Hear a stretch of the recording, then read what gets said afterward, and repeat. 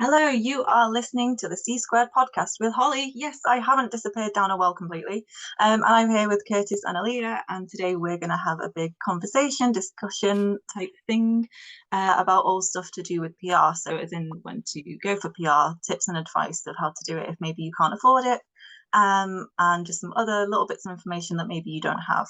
So, I guess one thing that I would like to sort of quickly mention, because we've seen a few people do this recently, is don't release an album and then seek PR afterwards, because you're shooting yourself in the feet basically, or foot, feet, whichever, however the saying goes. Anyway, so but no, the point is, so many journalists and media outlets, they need release materials in advance of the release date, or they will not even consider it half the time. Yeah. So big thing. Do not seek PR after release date. I want to add to this. So the reason why Holly brought this up is because I actually had this happen a couple times actually in the last little while. I've actually had it happen a lot in the last 8 years or whatever I've been doing PR. I don't know, 10 years, I think it's 10. I don't know. But anyways, you'll have bands who think that they have to get something rolling and some good reviews prior to getting PR. But it's backwards, because yes, it helps with future PR campaigns if you have stuff in the pipeline. Like, let's say you got some reviews from decent blogs or even smaller blogs or whatever. But like Holly was saying, nobody's going to review you or anything if the album's already out. So Holly's been a journalist for 4 years, 3 years, 2 years? Probably more 5 years now. 5 years? Okay, cool. Yeah. So when you do get assigned a review, have you ever been assigned anything that was not on its way to be released? Yes, every once in a while. Okay. Yeah. But how frequent is that? Oh, it's not often at all. Yeah. Maybe like, I don't know, 1 in 20. No, probably not even that. Okay. So Yeah. so like Holly said, you probably got a 1 in 20 chance of actually getting your album reviewed if you do that. And most PRs are going to charge you the same rate no matter what.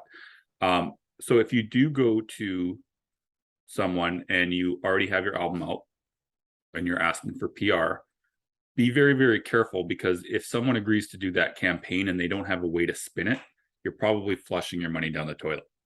And I'm not saying like the person who you're dealing with is trying to scam you. A lot of the times that's not the case. They honestly believe that they can do a good job with it. We will sometimes also take bands who have released stuff as long as there is a way to spin it. So like, for example, if you have a video coming out, you have a CD physical copy coming out, or you have a vinyl release, for example, or cassette. But if you don't have a plan to do any of that type of stuff, we will not take the money on it or anything like that, because you can spin and get reviews if the album's coming out on a different format or there's a video coming out. So I wanted to clarify on that. Aaliyah, what did you want to add to that part? No, I don't really have anything to add other than, that is that is something that I see happening even from like larger labels. I will see press releases for a vinyl release of an album that's however many years old, Yeah. or what have you, things like that. So that's how you can put a spin on it if you've already released your album. But let's get into what people should have ready, and then go from there. And then maybe we can talk about like how much time you need to have in advance, etc. So diving right in, I want to talk about having a band photo. And this is typically a photo of yourselves. Yep. It doesn't have to be, but it needs to be the image you want associated with your band. Yep. So like, I know a band that is like a video game music covers band, and they don't necessarily, maybe they don't want their faces associated with it because the music's not about them, it's about this video game. So they make some imagery associated with the video game that is original artwork, but they own it and it's part of their image. And that's the imagery that they use. Yeah. And that's totally fine. So it's just like, but unless you're, that's your thing and you have a theme, you should have a good quality photo of yourselves, and it should be high enough resolution, and you should hire a somewhat professional photographer if you can. Yeah. Anything else either of you want to add on the photography topic? Go, Curtis. First thing first, I want to say that both of these girls are excellent at this topic here. Holly almost always gives like the best pictures, and Aaliyah is like, I don't know how you do it, but you are able to get the image down for the band somehow, and even on your regular Instagram posts all the time, 100% awesome on pictures. Holly, I think is the main in charge for Disconnected Souls for image. Are you not? I will, for all intents and purposes, we will say that. Okay. Yeah, because I know it's Fletch's band, right? But I never want to I know he listens to this, and I don't know if he ever gets mad when I say that, so that's why I like to clarify. But yeah, just as an aside, if anybody wants to see how to do pictures, go check out Shield of Wings and Aaliyah's account and Holly's account and Disconnected Souls account, because they both do really good job with this, and they do not just one picture, but they do like multiple pictures. So sorry, Aaliyah, I just wanted to toot your horn, toot both your guys' horns on that before moving on to anything else, unless Holly has something to say. I guess one thing to possibly add is stuff like, I mean, we've done a photos podcast before, so I won't go too deep into it, but stuff like make sure the photos are landscape, not portrait. Make sure you can see your faces. If assuming you're not a band that is anonymous, make sure we can see your faces clearly. It's in focus. Yeah. Lighting is good. It fits your brand. Yeah, and ideally, I would rather have photos sent to me from bands that are huge in size, as in like pixel size, because I can make them smaller. We can't make a small pixel image bigger. Yeah. So send us the highest quality possible, and then we can shrink it for press releases and kits if we need to shrink it. But we've got it if print magazines want it. So. Oh, I had one more question for the both of you guys, actually, in regards to photos. If I'm good for time, Elliot? No. Yeah, I just have something I don't. Sure. Go ahead. Oh, okay. Well, I was just going to say, to clarify on the portrait photography thing, when you hire a photographer, if you have a photography session, you are going to want to get portrait photos for social media use and landscape photos for media use. Yeah. So you want to have both. Yeah. Ideally, you should have like at least 4 to 5 edited images from your professional photo shoot. Yeah. Yeah, that's basically it. I want people to know you do need some vertical portrait images or images that can be cropped reasonably to a portrait image for social media stories, and vertical format is better for like phone scrolling and such. So just keep that in mind. But if you give it to us, we murder you, is what we're trying to say. Yeah, that's not what you we don't spend want for. it. We don't fucking want it. Where was I going with this? Oh, I know what it was. So it's kind of a question for both of you. So just in regards to photos, Aaliyah, obviously I'm sure that you kind of learned how to create good pictures and image due to being a graphic designer. I'm assuming that's how you kind of figured it out. But I'm curious how Holly did, because as far as I know, she doesn't have a graphic design or background or anything like that. So I was just curious how you figured it out. I trial and error. Okay. I have absolutely no formal training, but I just mess about with stuff. I sort of do little bits of amateur photography, and we have friends who are amateur photographers, so that's how we're able to do most things ourselves. Yeah, cool. So Aaliyah, was I correct on that, with the graphic design being how you kind of figured it out? Well, I mean, with our photography, we hired a professional photographer. So I'm not that good of a photographer when it comes down to it. James in the band he does the video and the photo direction, and he just has an eye for it. So it's James. He's done it a lot. So yeah, and then obviously having a professional that you hire is going to help a lot as well. They're going to know how to frame a shot and all that stuff. So that's why, if you're not good at knowing what an image should look like, just get a friend or a professional or an amateur, like in the technical sense of the term, someone who's somewhat experienced a hobby in photography, whose photography you like, and ask them for help. Cool. James has quite the eye. That's good. He's good at all that type of stuff. Do we have anything else on photos before we move on? No, we don't need to go too deep into it, but that's one of the main things that you need in the package that you send to your PR when you're getting started. Yep. It's hard to do anything without. Maybe we should mention, why is it hard to get any coverage without photography? Ooh, I can answer this one quite easily. So I have a story to back this up. Well, I have a couple stories to back this up. So when I first started doing PR 10 years ago, I keep forgetting how long I've been fucking doing this, but anyways, like 10 years ago. So you know, you're trying to build up your contacts, and you're trying to you know, get some coverage for people. Nobody knows who you are, but you're doing your best. And I finally got a band the attention of Metal Hammer. I've been trying to get Metal Hammer placements for ages. Now we do it routinely, but at the time it was like, I can't get into this magazine and it's huge. So somehow it was Dom Lawson, I think, who was the editor-in-chief at the time, I think. And I got a band on his radar. He really liked them, and I forget for the life of me who the hell they were. And he said, I will do an article about this band, but I need a good picture that's, you know, I think it was like 4,000 by 4,000, and it has to look good because the picture that they had was crap, right? I don't remember who the band was or anything like that. And I was like, sweet, I got this. I don't have a picture right now, but I'm going to get it. Band's going to give it to me. This is fucking awesome. They got it like a fucking article in Metal Hammer. Amazing. So what happens is I tell the band this, and they're like, no, we don't have that. And we're not going to get one. And they could just do the article about us without the picture. And I'm like, no, that's not how it works.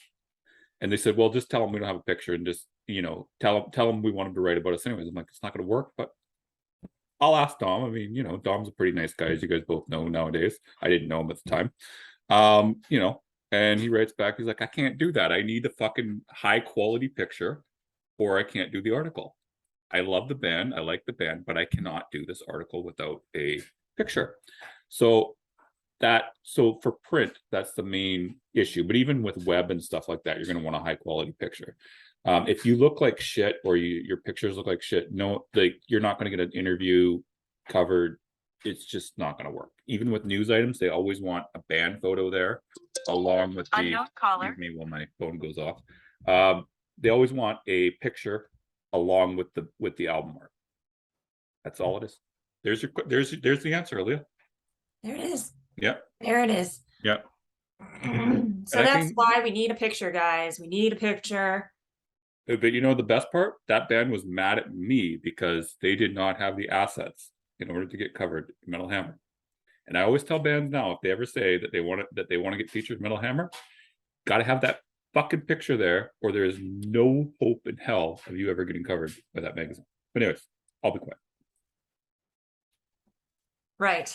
Now, that's all about photos for now. But moving on, we need a good bio. And we need a good bio because, again, news features and publications, they need something to go off of. They need to know a little bit about you. And in this current chat room right now, Holly, you are the expert in bios. Can you tell us a little bit about why bands need good bios, what needs to be in your bio, et cetera, et cetera? Yeah, sure. So bios basically need to contain, you know, biographical information about the band, how you started, what genre you are, what you do, and information about the thing that it is you're trying to promote. And it's you know, I mean, these things are useful anyway because Spotify has a bio section, Bandcamp has places to put bio, Facebook used to, which is annoying because it was actually quite good. And like on your website and things like that, you need to put this information everywhere for people who have no idea who you are. And yeah, a lot of bands just don't seem to either have a bio, or they maybe don't put as much thought into it as they should do because they don't quite realize the significance of it, which I do completely understand.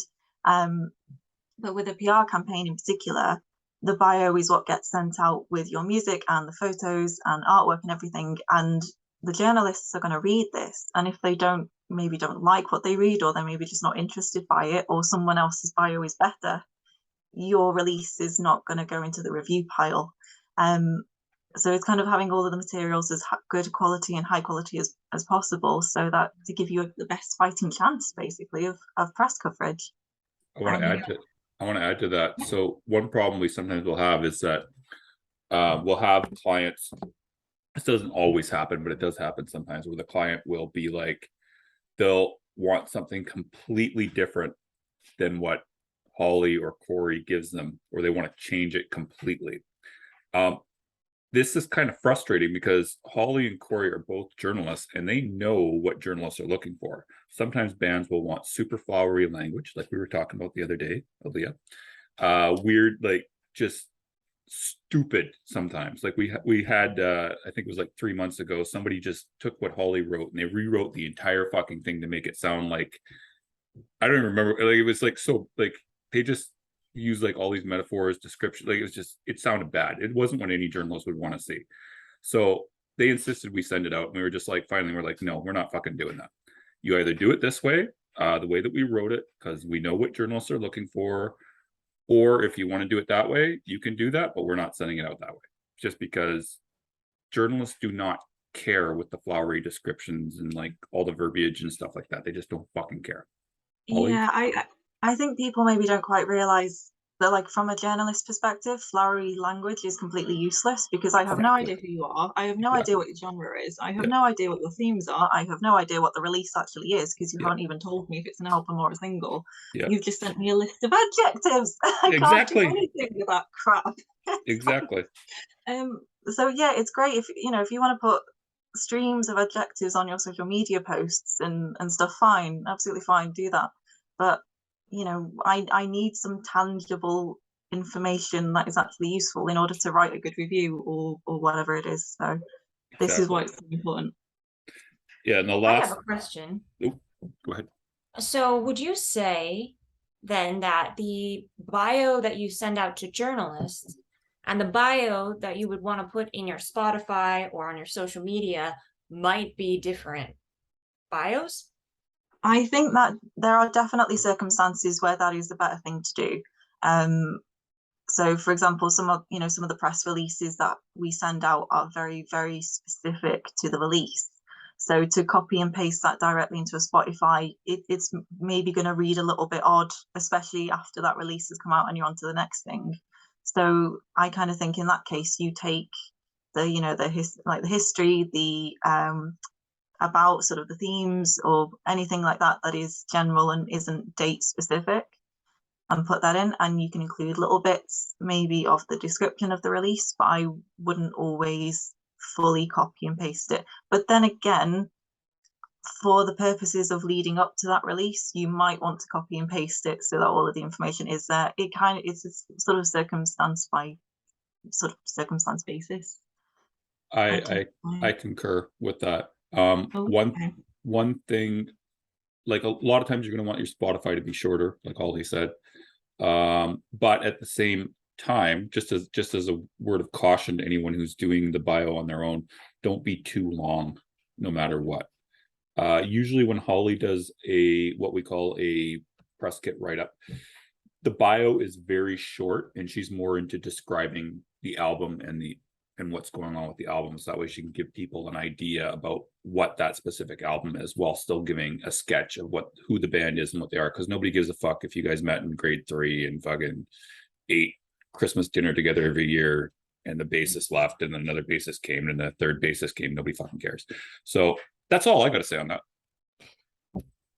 So what kind of biographical information do you want? And what's obviously Curtis brought up some things that would be too in detail and boring. So what kind of information do you want in the bio? For me, I like sort of a basic overview of how they met. I mean, it slightly depends on the circumstances. But depends, sort of harsh, Holly. Like if they talk about meeting in kindergarten, I want to. Oh yeah, no, don't go that deep. Like you could literally put, we are lifelong friends. Full stop. That's all I need to know. Cool. And like really sort of brief, but sometimes there is a more interesting story behind it. Like maybe they were a member of another band that is well known, in which case you do want to put that in because you're sort of showing their background and sort of what else they've done in the metal scene, or the genres of music and stuff. So it kind of depends. I would say if it's just sort of generic, we met in high school, keep it brief, but maybe still put it in just as a little bit of context. Yeah, I tend to find sometimes bands do one of two things. They either list everything, like it's like a diary. They list every year that they've been together with every tiny detail, or they give us a sentence of, "We are a metal band from Texas," and that's it. And that's not necessarily that helpful either, because then I need a little bit more, just a little bit to go off. Let's do really quick talk about genre classifications, because I think it's wonderful that current bands are borrowing from so many different genres, and they really are creating, some people are really creating very creative stuff that doesn't quite fit into any specific genre. But it's kind of annoying to read that in a bio, but a band is like, oh, we don't really fit into any genre. It sounds kind of pretentious, right? So what do you think about the genre classifications things? Is it important? How important is it? How can it be done without feeling like you're putting yourself in a box? Yeah, it is a little bit of a balancing act, I think. I think you need to put something in, because if you don't put anything in at all, then it's like, well, you could be a deathcore band, or you could be a symphonic metal band, or anything in between. And then it's really just sort of a guessing game of what type of band are you.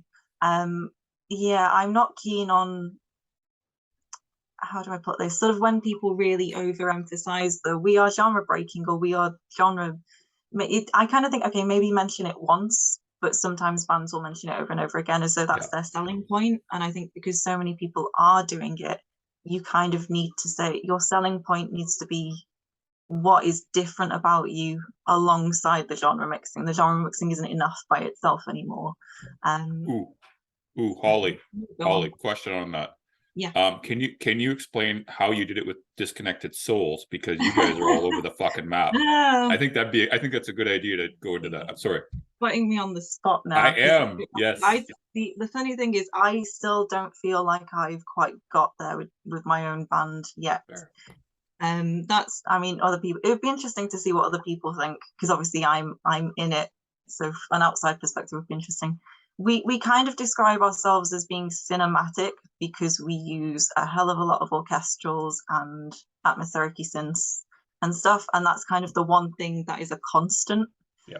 But I then say, we use folk instruments, we use sometimes it's deathcore influences in terms of vocals, sometimes it's progressive in terms of, like, we have a song that has like 20 different time signature changes in it for absolutely no reason.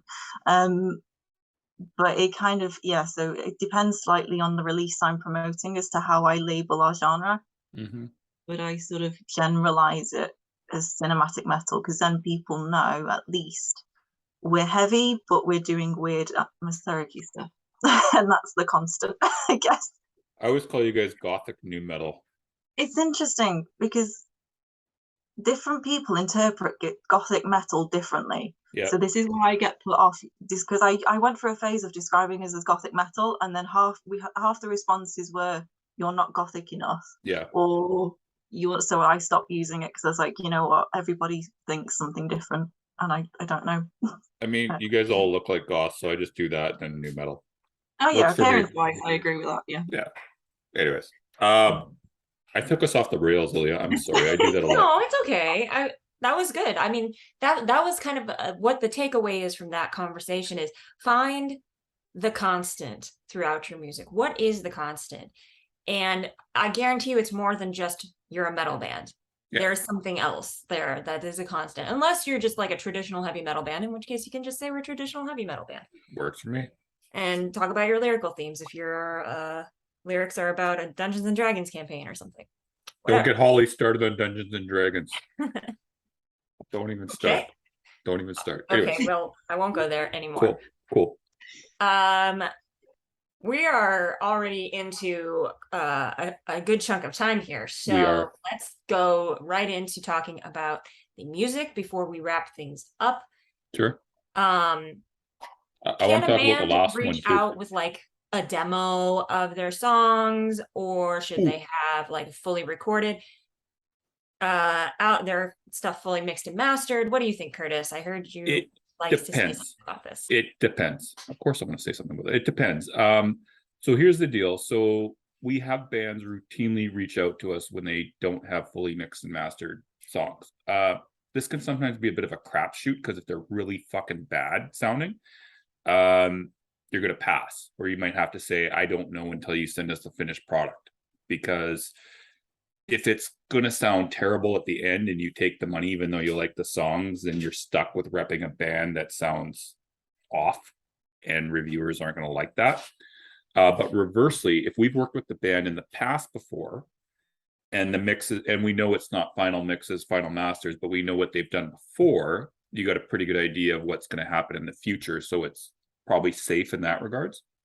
But here's a good example. We had someone reach out to us about 3 weeks ago, and they sent us unmixed and unmastered songs, but they sounded pretty good. They were a referral from another band that we worked with who are on Metal Blade. So I'm pretty sure they're going to be okay. So we said, pending final mixes and masters, we are happy to work with you, but we have to have the finished thing first, because it wasn't that great, but we're kind of assuming at this point, because you can tell that the songs are good. And plus they were a referral from a past client who was on a major label. I'm pretty sure they're okay, but it was kind of like a pending that. But I don't know what other PRs do. Holly, what do you do with Deviate by chance if this happens, or if it happens at all? It's not really happened for me, Okay. or at least if it has, it's been sort of friends.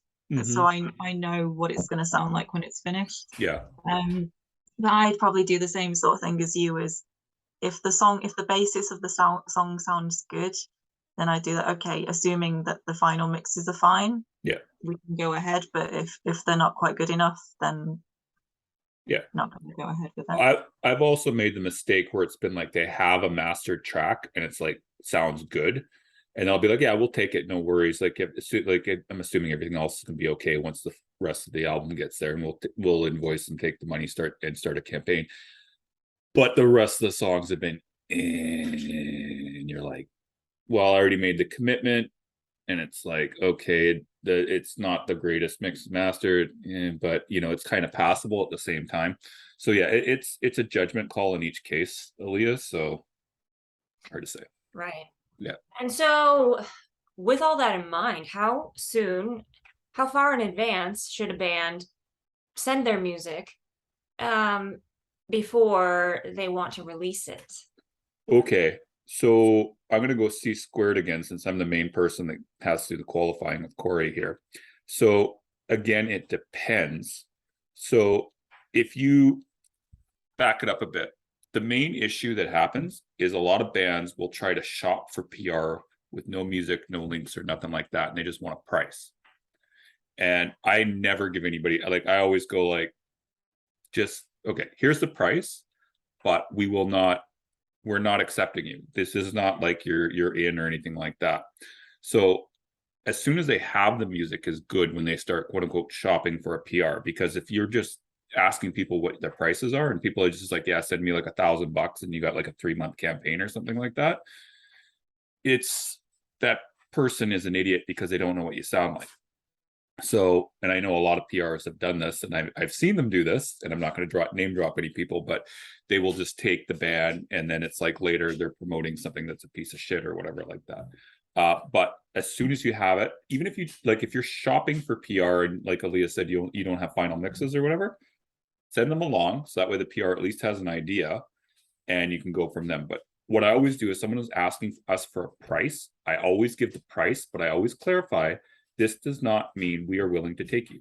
Corey and I both have to pass on it. If we don't like it, we don't think it's up to snuff, we will not take it, period. So, again, sometimes mistakes are made because sometimes, you've worked with someone in the past and you think that they're going to be fine. And then you're like, yeah, sure, we'll do the campaign. And then it ends up being like, But yeah, it all depends. As soon as you have some music, the better when you're shopping for PR. I guess the better question is, how long do you need to run the optimal campaign to promote an album before it's released? 3 to 4 months minimum.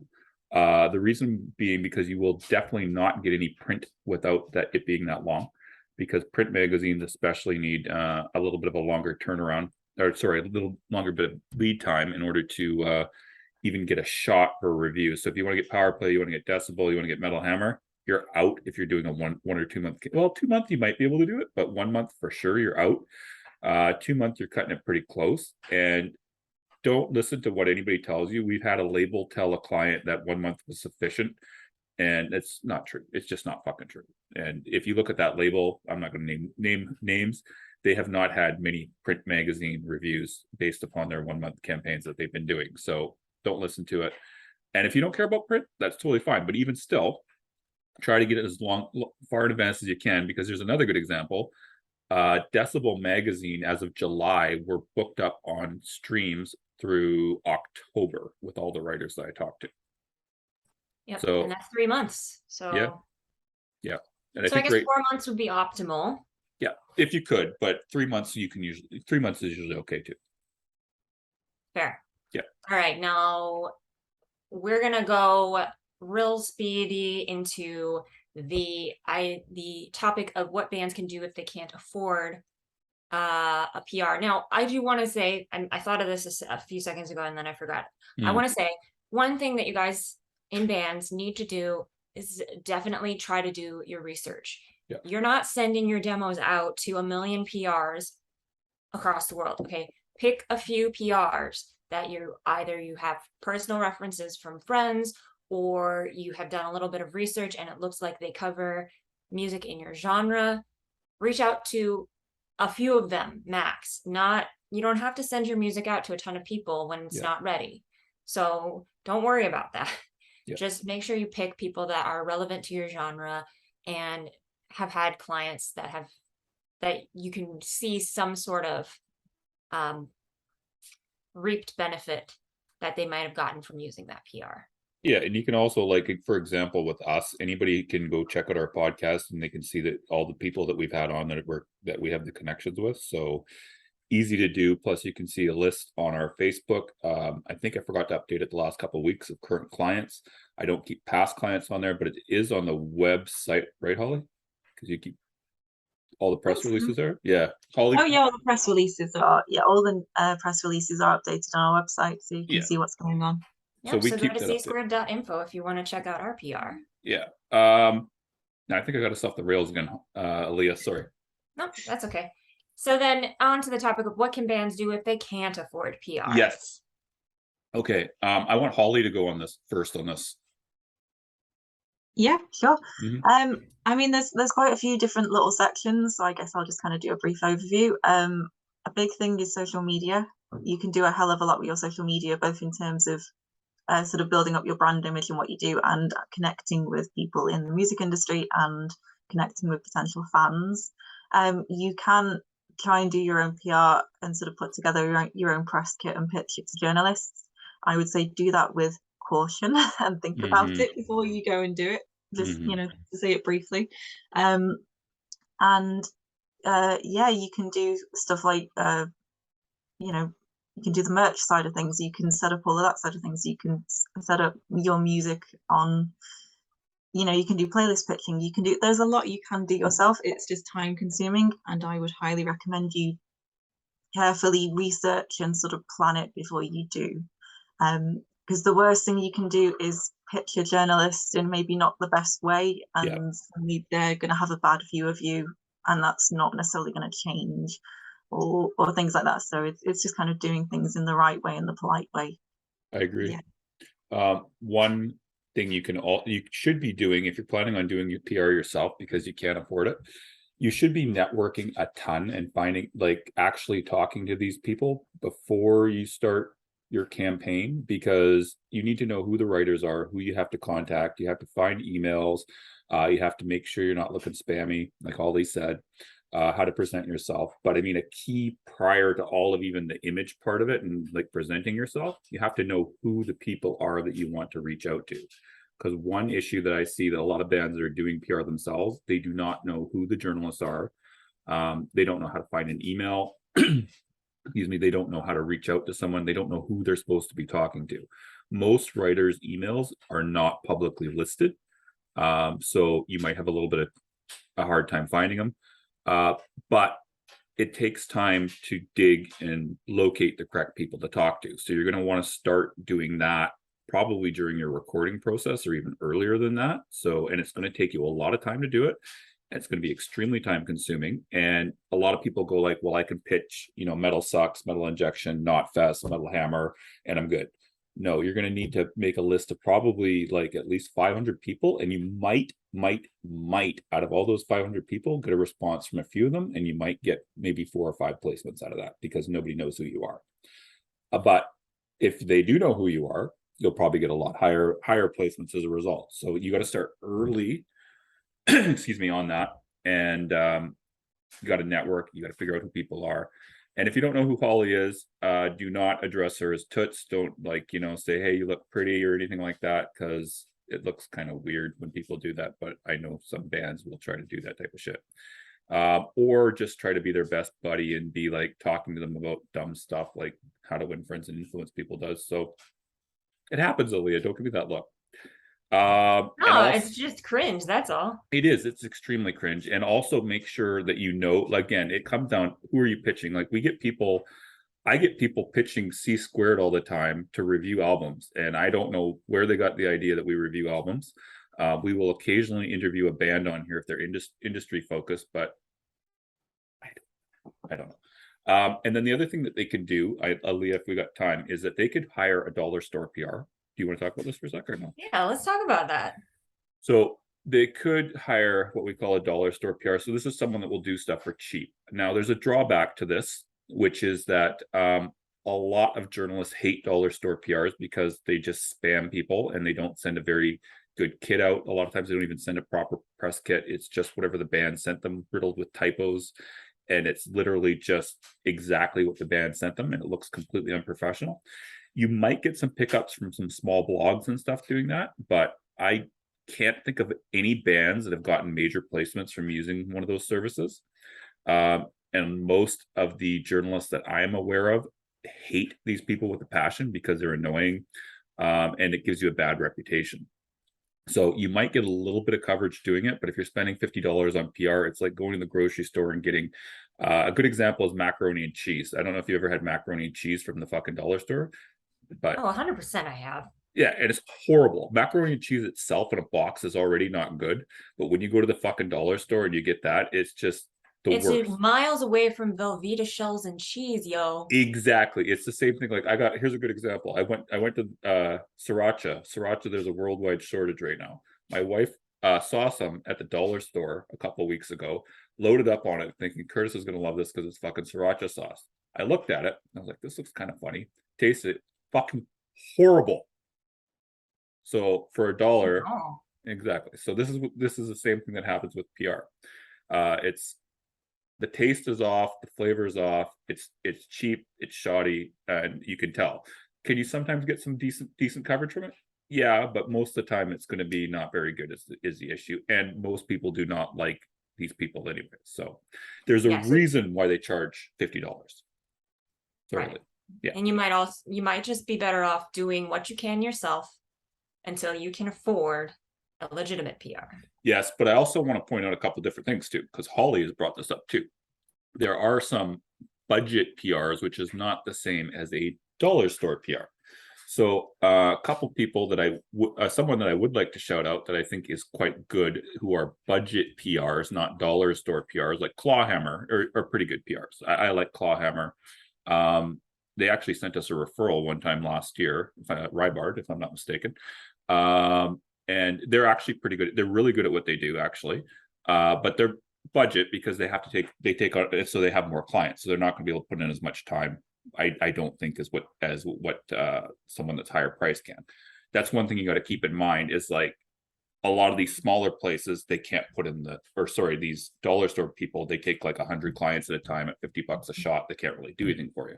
A more budget focused PR is going to have lesser clients, but it's still not quite as focused, even though they can usually do a pretty damn good job. So hopefully that makes sense. I'm not trying to diss Clawhammer in any way, shape, or form. I'm just saying they're a little bit more budget friendly for a lot of bands. Yeah.